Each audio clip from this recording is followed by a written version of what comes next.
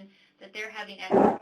Let me just get us started again. We are having today's webinar about the local program evaluation. Pete Reedy from ODE will be presenting. This is Candy Scott from the Research Institute here. And we have several of you on the call, but because there's so many of you, we won't get started with introductions and welcome. But we do welcome you all today, and this webinar is being recorded. Pete, now it's off to you, and I will mute myself here.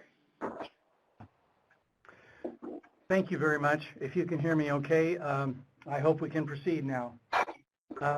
This is a revised edition of what we provided in January, and there are good reasons why it's revised. There's some changes to what we presented, and I appreciate your patience and attention to these things, and certainly want to go ahead and leave some time for you to ask questions, either during this time, as Sandy said, you can raise your hand or you can note them and then ask at the end of the session.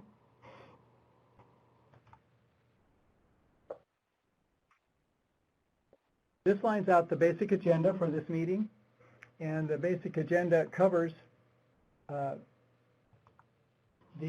purpose and the introduction of the topic, the federal and state requirements related to local program evaluation in 21st Century Community Learning Center Title 4B programs, and the types and the goals that we will be dealing with in this topic, and what's involved in it, the three elements of the 1617 local 21st Century Community Learning Center evaluations, tasks and traits for local evaluators, and then in addition to that, the deliverables for this year, and then finally some available resources and also questions and follow-up.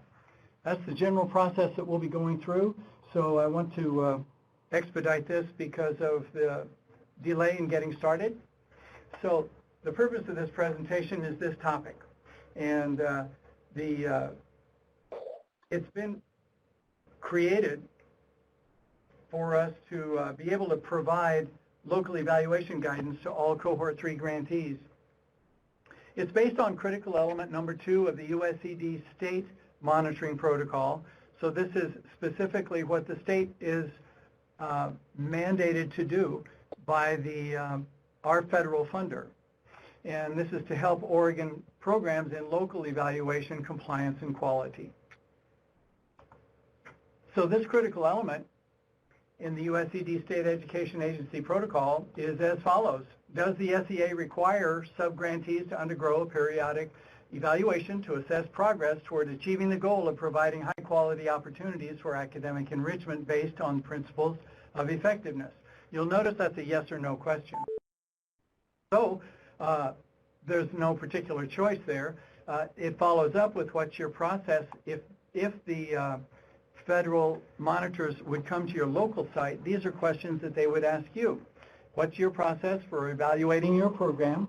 Who conducts your evaluation? And you'll notice the options here that are offered. So these are possible for our programs: program staff, outside contractor, or a state evaluator. What are the major activities and data sources? How often do you conduct the evaluation, and how much does it cost? And what performance indicators and measures do you use to assess the impact? I won't be reading every slide to you as we go through, but I do want to emphasize that this is why we're talking about it. It's a federal requirement. And these would be questions that are asked directly to local grantees. And the ESSA program, or the ESSA legislation, Every Student Succeeds Act, has two particularly interesting items on local evaluation requirements. And the first one is fairly straightforward and similar to what we've seen before, but notice how specific it is, including performance indicators and measures described in specific sections. Collect the data necessary for the measures of student success described in a previous paragraph. These are very specific requirements for the evaluation. And then in the second element here, the periodic evaluation specifies the program or activity shall undergo a periodic evaluation in conjunction with the state educational agency's overall evaluation plan. Okay, so the reason I paused there for just a bit is because that's important. And ODE is currently in this in a process of developing a new overall statewide evaluation plan. And so I've moderated what we presented earlier in January, because we don't have a formal and fully approved by our advisory group or through a contracted research that is a current evaluation plan that will meet the requirements for ESSA. So there's some small changes that I've made in this presentation, and I hope you'll find them useful and helpful.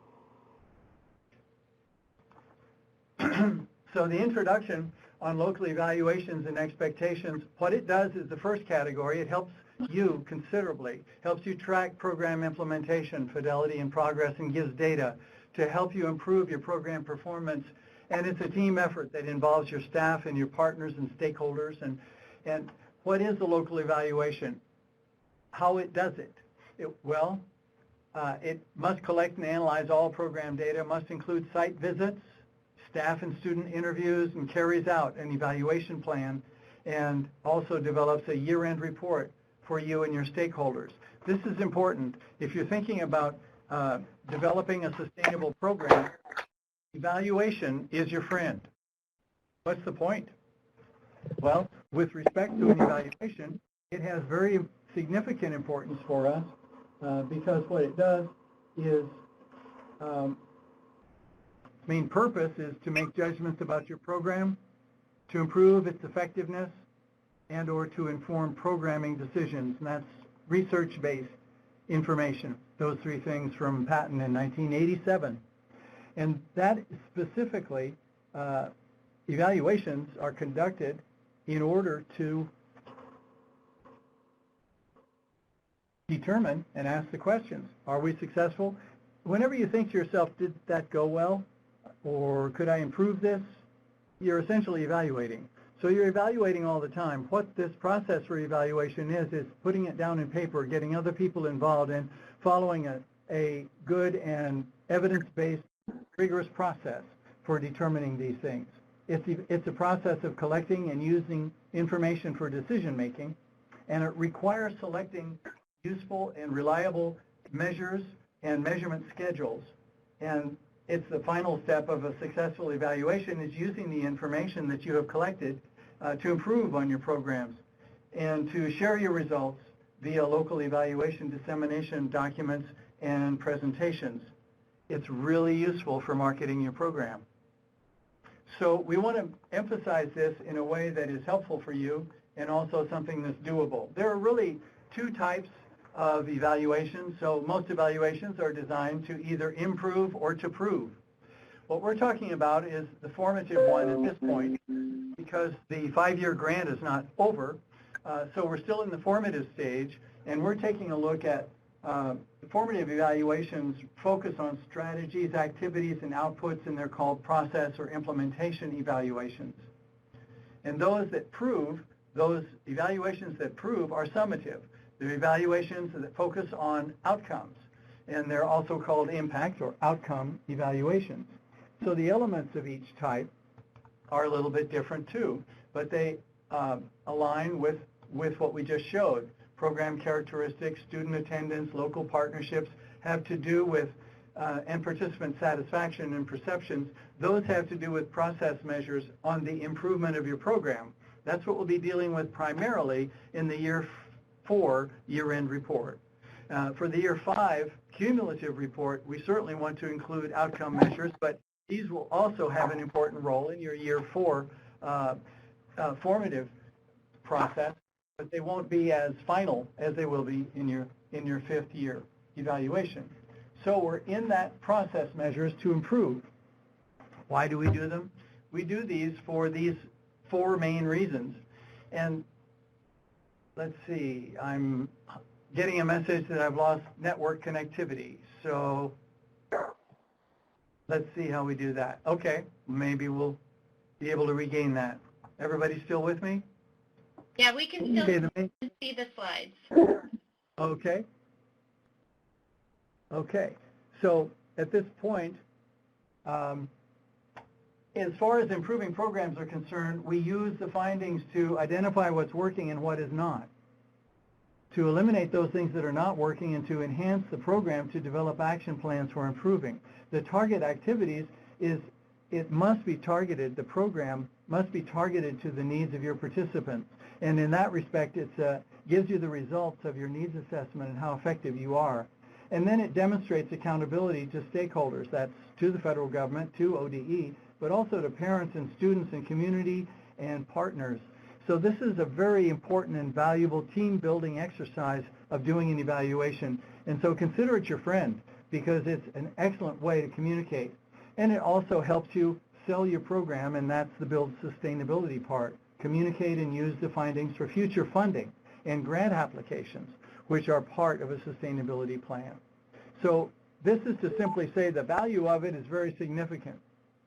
We have these three categories that specify the elements of an evaluation, and this we could break this down into great detail, but I've tried to simplify it in this oversimplified diagram.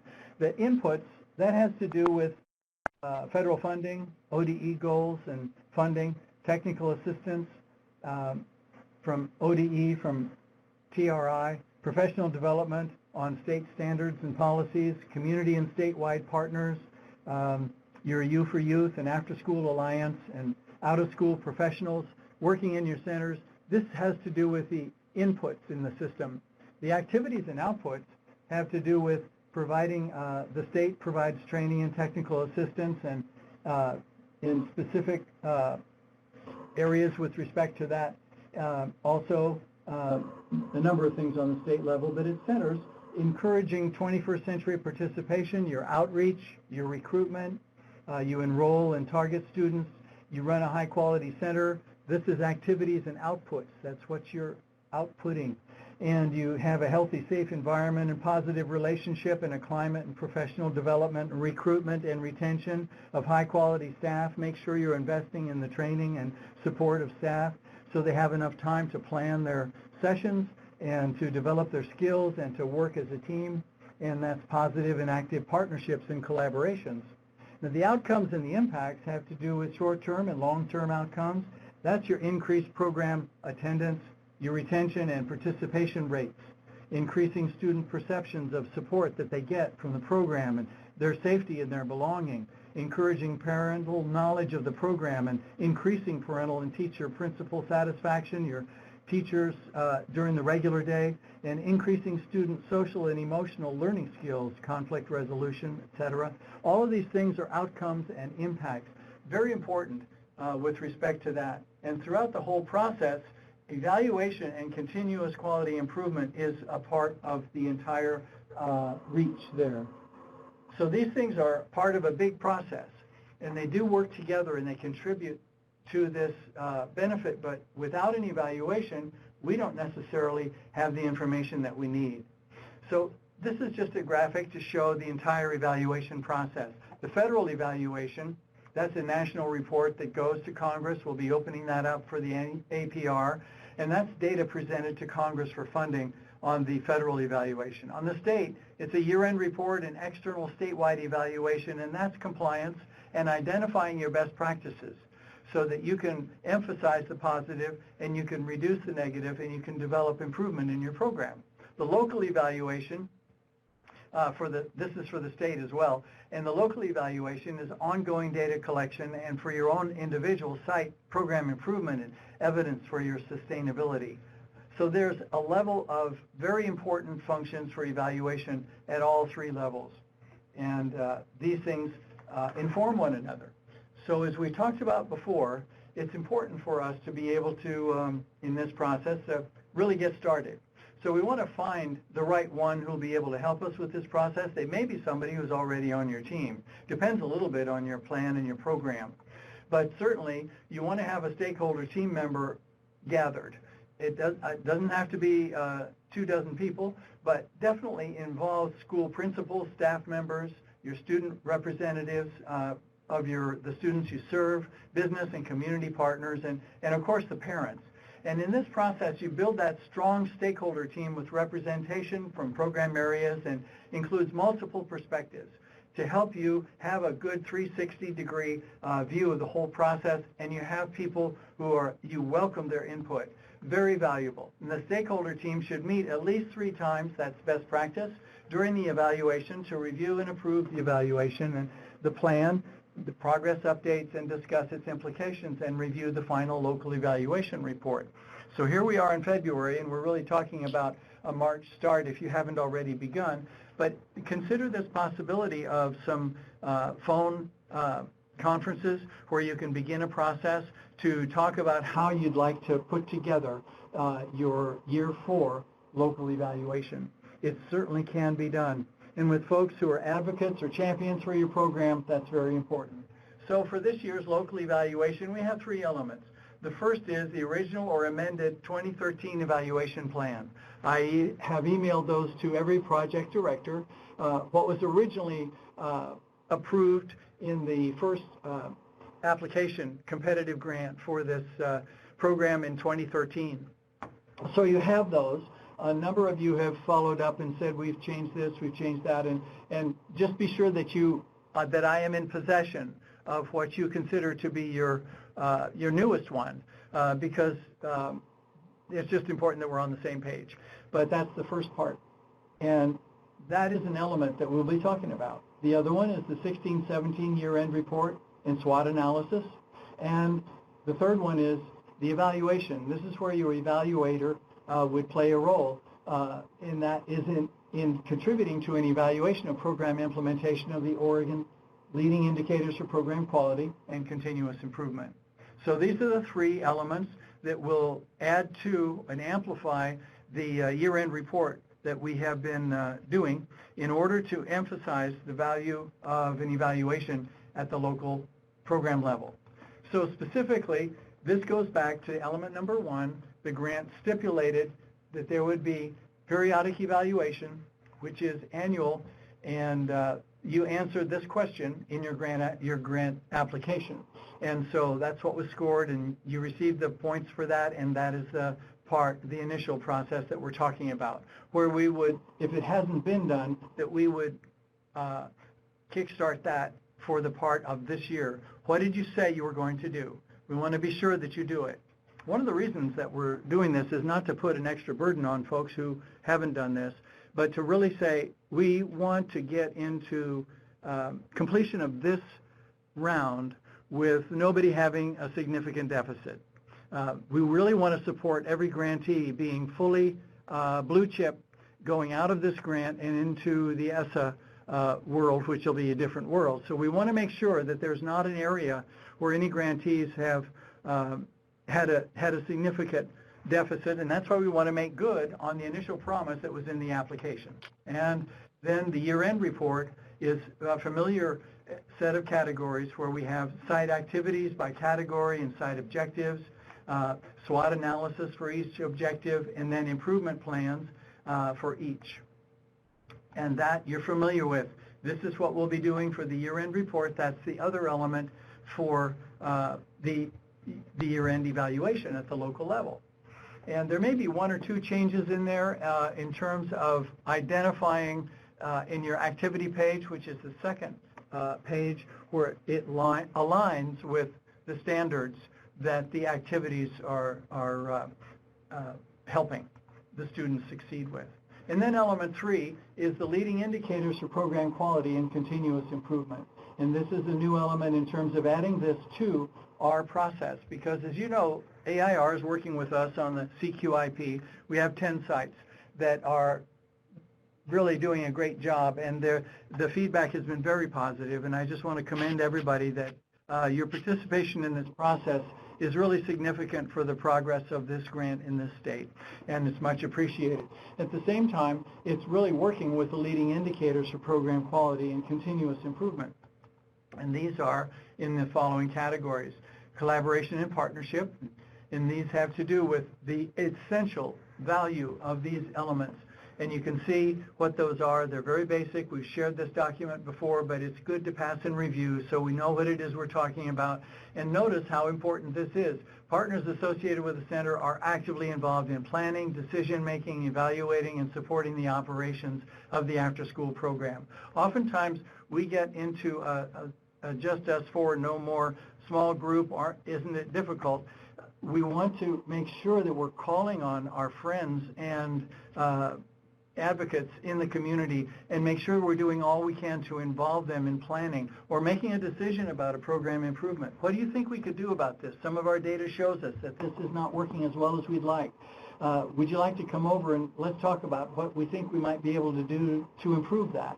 Or how our staff at the partner organizations, we want to be sure we're meaningfully involving them in the provision of activities in the center. Sometimes we just want them for a small thing, but consider them as providers that may be able to really enhance the interest and the draw for your program for students. Those are just a few of those things. The next one that we come to here is in a different category of staff. And you want to make sure that staff are provided with training and professional development. Don't be concerned about this. Go ahead and simply do a survey. Interview them. Some great management is done by just standing around and talking to staff. You can find out a tremendous amount, and then candidly, take the feedback that you're getting. And do they have self-assessments during the program year? And are staff periodically evaluated and assessed and given supportive opportunities, not only for training but for feedback and how you may be able to help them or partner them with specific opportunities? This is real important for our program's success moving forward. And here we go with intentionality in student program offerings. This is very important that we make sure that we have that alignment between program objectives relative to the academic development of students' needs, program philosophy model, and the activities being provided at the center. These things need to come into an alignment that's very powerful when they are, and it's very difficult for all involved when they're not very well aligned. So the evaluation process gives you, some of you do this consistently throughout the year, but the evaluation is to give you, in a sense, a formative statement as to what is this for this year and what can we do and how can we improve. And intentionality and activity and session design among staff responsible for the delivery is that are meant to support student growth and development in math and reading language arts. These are very important things for us to be monitoring and adjusting on a regular and consistent basis. But in the evaluation, you put it together. And here's the important one of being intentional in family program offerings. Just throwing open the doors and expecting them to come in, obviously we need to be very intentional with this and take steps to reach out and communicate with parents and adult family members of participating students. Some of our programs do home visits, and they find that it's invaluable.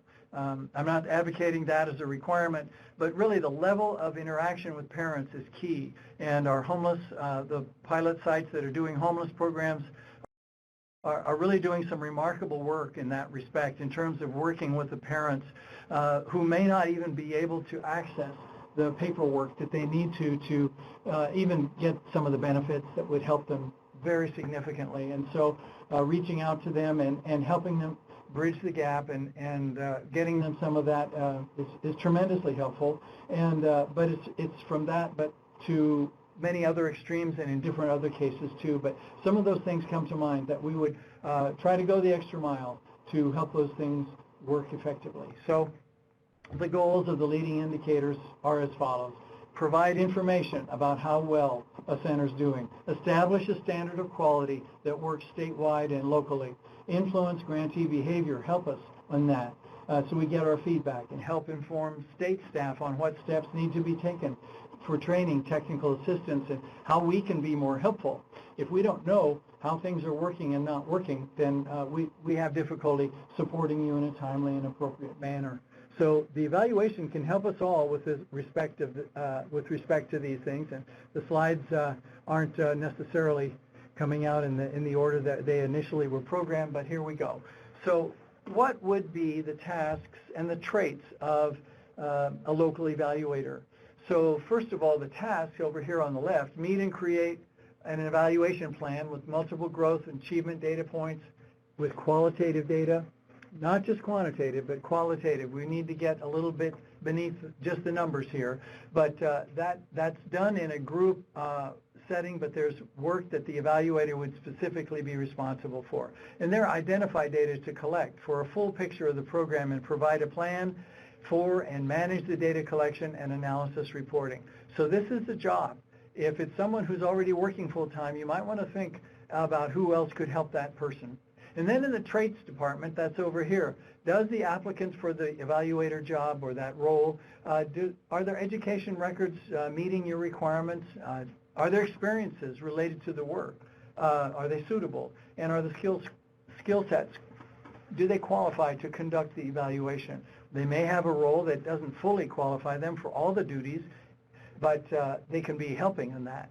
This could be a small team process, of course, but it's helpful to have someone who has the credibility and the references and the experience to make the work credible and relevant and rigorous. And then the work samples, do they stand for professionalism and competence? These are things to just check. And then the data administration checklist has to do with, okay, how about surveys? Do they need translation for students and parents whose primary language is not English? How about rooms available for conducting interviews? And these can be done within shortly extending your day. A number of our grantees have not fully expended their dollars for last year. So you're at this time, you would be able to add some time to your staff and your parents' schedule. You could do special things to ask parents to give input and students to do the same. It's a great brainstorming opportunity, and have staff been informed of classroom disruptions? I recommend you try it outside, but you could do it as an engagement activity. And you certainly want to protect any secure and sensitive data. So the things to remember, we want to look for an evaluator with education experience and outlook that's a good fit. An evaluation should give a clear sense of, are we accomplishing the goals? Yes, no, and where and how? How can we improve? What new directions should we explore? And we want competent evaluations that provide ongoing feedback to program staff so they can improve and stay on track. So don't just think of it as a single-time product, but rather as how can we make this a regular part of our weekly, monthly, or quarterly and communication about how things are going and using data for that process. So when you set it up, you might want to set it up so that it's a continuing process that's suitable for you, not to wear you out, but to help and strengthen. So the deliverables to ODE for all Cohort 3 programs in years 4 and 5, you'll submit local annual evaluations, and it's required of both ODE and it was the plan that we had established at the start of this grant, 2013.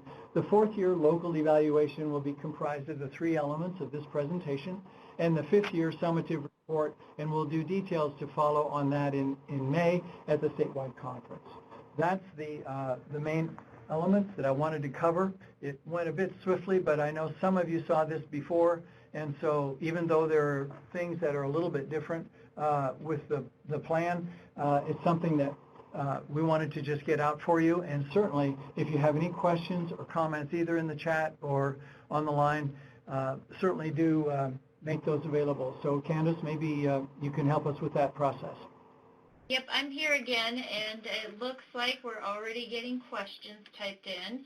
So Shay is asking, when is that formative evaluation due to ODE?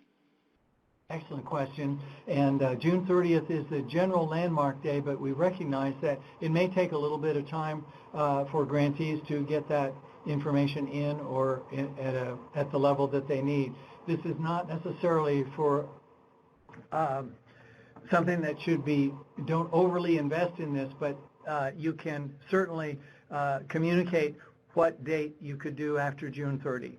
And I'd like it to be in a timely manner so you have an opportunity to implement some changes that would be able to help you. I hope that helps. And from Clay, the question about will we be sending out the updated slide packet. So absolutely, this recorded webinar and the PowerPoint presentation will be available on the website. And Pete, do you want to go ahead and send them directly to, send the slides directly to project directors as well? Yes, I'll do that as well as you posting it. Super. Yes, I'll be glad to do that. And also, we will be sending out the Year 4 year-end report template, which is unchanged except for one minor change I think we need to do in the activities page. And by the way, if you have suggestions for how some of those pages could be improved, please send your recommendations in. And we'll be sending out the, also it's available in many locations, but we'll also be sending out the leading indicators for program quality. And Pete, can you see Jerlaine's question there? Yes, I certainly can. Will we need evaluators for each site, or is this looking at the overall program in our district? That's a great question, and I'm thinking that unless you have 5 or more sites, I really do think that you need to get the granularity so that you can make a difference. So it would be actually not separate evaluations, but they would be able to feed up into the evaluation that would still identify what's happening well at the elementary school and what are we going to be working on as our primary improvement plan. What about the middle school? What's really going gangbusters, and what is it that we need to upgrade? And then at the high school, what's working and what's not? What have they made clear in terms of what they want, or what new thing does this survey tell us we'd like to really start something with career and technical education at both the middle and the high school? So you get enough of a zoom-in look that you can tell what's true for this school. And I would encourage you to try to involve the building administrators that you're working with, because I think they sometimes, well, they are always way busy, but certainly if you can get their input or show them the draft of what it is that you're finding and ask for their input, I think you'll find that that can be very, very helpful. So it would be good for you, back to Shay's initial question, if you can get some things together before they're gone for July, because typically they're gone for the month of July. So if you can get some draft findings together, some estimates, and you can share that with your building principals, who are typically gone in July for that month. That's the only time they come up for air. I think you'll get some buy-in, and you certainly can benefit from that.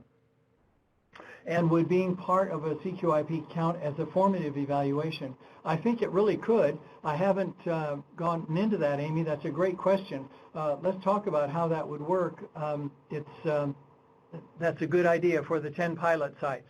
I'll try to find out some more on my end, but please let me know any thoughts that you have on how that is fitting in and what information you're gathering from that. I think that would be very helpful, and it's forward-looking. I appreciate that. So email, and we can follow up with everyone about that. There are 10 sites out there that are participating in the continuous quality improvement process.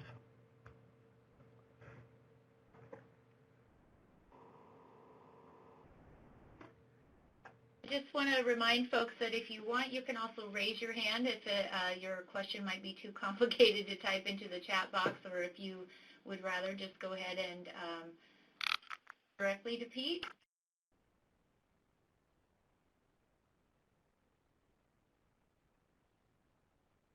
Looks like we're... the other piece that came up, I think, in January is that folks were wondering if there might be a template for this report, so they would make sure they could include all the required elements that you have addressed during this presentation. Is that something that you are creating, or you would like somebody to create? I thought long and hard about it, and I'm not sure I was very fruitful, but the idea is that really the state does not have a full evaluation logic model in place that will work for ESSA, and I'm reluctant to do that to you because I'm very concerned that I would be giving you something that would be an exercise, but it wouldn't necessarily be something that would be suitable or required. And so that's a very good point. I'm glad you asked that question, Candace. I decided not to do that because the programs are so diverse, and we have not yet come to a statewide evaluation logic model for all programs. I'm concerned about trying to ad-lib something that really may not fit for our grantees. So we already have the year-end report, which is a template. to use. And I think that actually if you involve your staff and your coordinators in the data that you collect for the year-end report, and then you also take a look at the leading indicators and do some interviews and some surveys, and then in addition to that, you're dealing with the those leading indicators, and then you're also working with an evaluator to help you with some of those things. I think it will become something that I want it to work for you before I want it to look the same from everyone. So if you can excuse that, if you cover the bases and you go around the bases, we're good to go. At this point, I'm not interested in manufacturing something that everyone would have to do, just because we don't have something that's got the pedigree to cover that.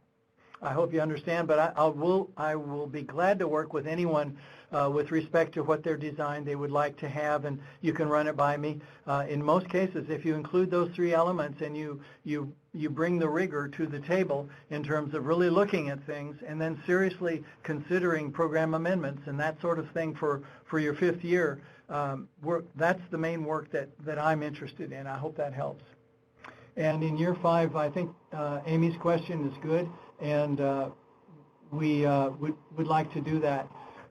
We're in the process of trying to determine now how year 5 will look, and we're not interested in the data just doesn't show that reducing funding in years 4 and 5 results in increased sustainability to programs.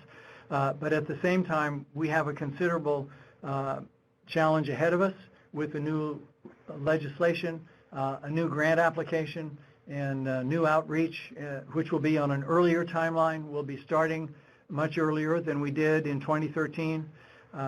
And so as a result, we have a lot of things to take a look at. But generally speaking, Amy, I think we would definitely look at that so that you would have the opportunity to have the resources to help you with that.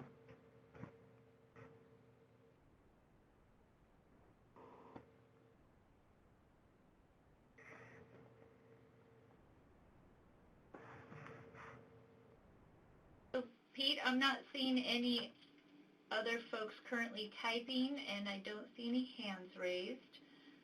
So follow up for this, as we said earlier, we will post both the slides and the recording of this webinar. Probably won't be on the website until Thursday when Roxana will be back in the office, but we will get that added.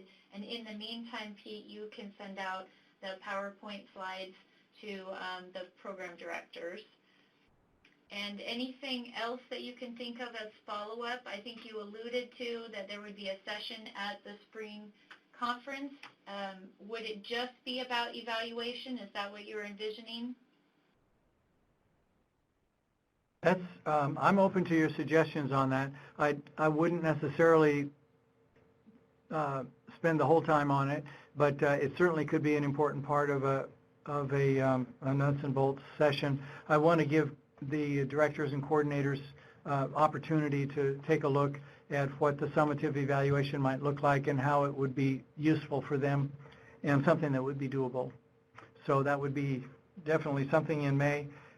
There might be some other topics that we need to talk about as well. Sounds good. So Pete, any final thoughts or comments?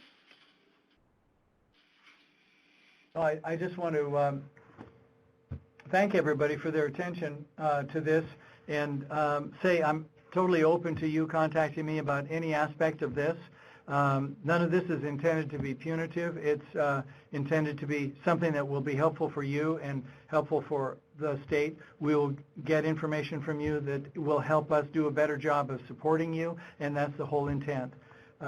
I know that you run very good programs, and it's just that there are so many moving parts in 21st century that it's very helpful to have a systemic way to deal with quantitative and qualitative items that need to be aligned with moving targets in the school day and the high needs of the students that change from day to day. And so I hope this process is useful for you. I know it's challenging on top of all the other things, but I think if we follow through together on this evaluation priority, I think we're all going to really benefit from it. So thank you very much for your participation in this session, and please do contact me with any questions or suggestions you have. All right. Thank you, everybody, for joining us this afternoon, and have a great rest of your week. I guess we're ending February and starting March this week. Talk to you soon. Goodbye.